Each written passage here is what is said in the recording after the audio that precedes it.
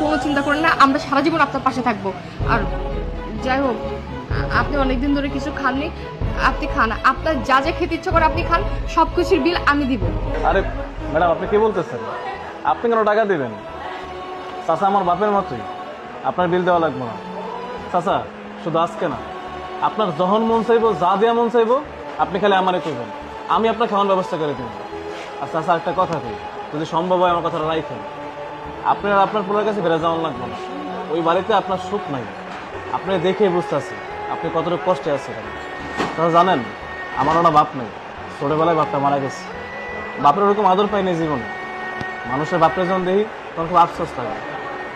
আল্লাহ হয়তো এই জন্য সদয় আপনারা পাঠাইছে। চাচা আপনি আর যায়েন না, আপনি আমার লগে থেকে যান। আপনার যা যা লাগে আমি সব দেখাশোনা করুন, খালি বিনিময় আপনি আমার একটু ভালোবাসেন, সন্তানের মতো করে আদর করেন, এলে আমার চলবে, আমার আর কিছু চাই না। চাচা থাকবেন না আমার লগে? বাবা রে, তুমি মানুষ না, তুমি দেবতা।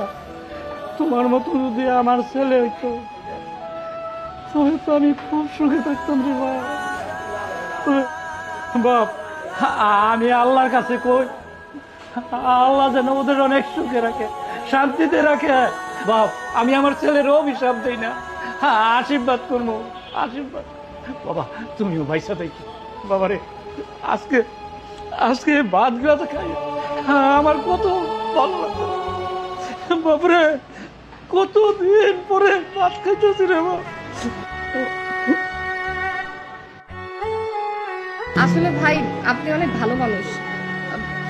এরকম একটা চাচার পাশে আপনি আছেন তার বিপদের দিনে। আমরা মানুষরা যদি অসহায় লোকেদের পাশে না দাঁড়াই, তাহলে অসহায় লোকরা কোথায় যাবে? আপনি যা করছেন একদম ঠিকই করছেন। আর শুধু আপনি না, এখন থেকে চাচার যদি কোনো সাহায্য লাগে অবশ্যই আমাদেরকে জানাবেন।